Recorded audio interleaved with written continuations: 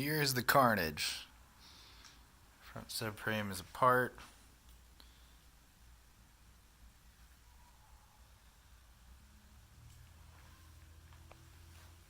Used the ball joint separator on these. Ball joint ended up shooting about 8 feet across the garage for both of them, both sides, so that was fun. Pretty cool. On the plus side, they are so big, you could probably make a badass shift knob out of them. Springs were a little bit tenuous. I actually bought a kit off of Amazon. Use the coil spring compressor with the, I wanted the locking style ones, so it has those hooks right here that you hook on. Worked pretty well. Do about 2 or 3 turns on each side and then switch to the other. Pretty easy.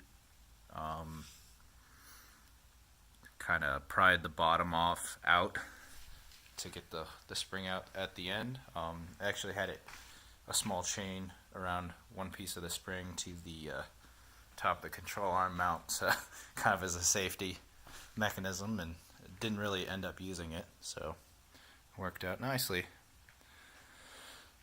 So looks like I'm going to be putting together my parts list and getting after this piece by piece on the front subframe.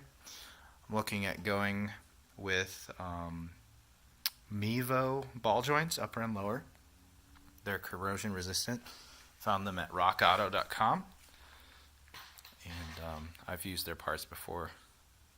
Pretty about 10 to 15 bucks, probably cheaper than the OEM old school style that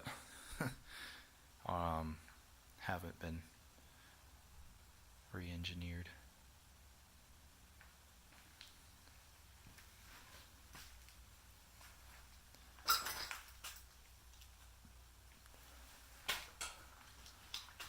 All these ball joints and brake rebuild kits, and the other thing I'm probably going to be replacing is all of these bushings with the poly bushing kit.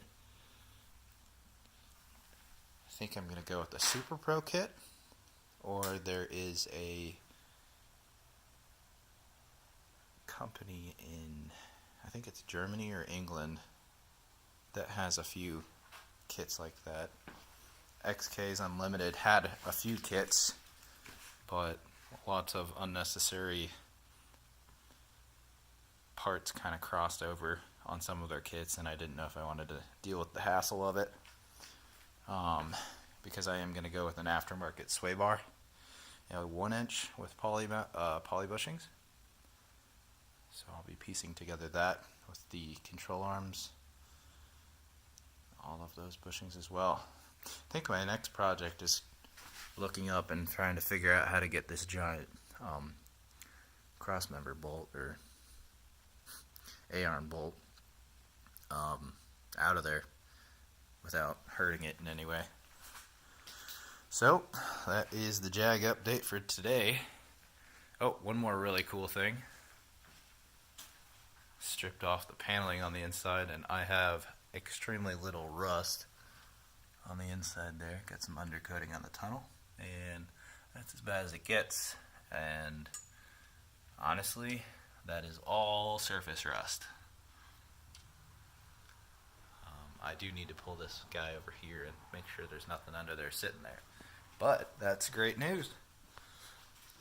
Another really cool thing you get to see when you tear apart cars like this is the beautiful paint that's been hidden for years and years.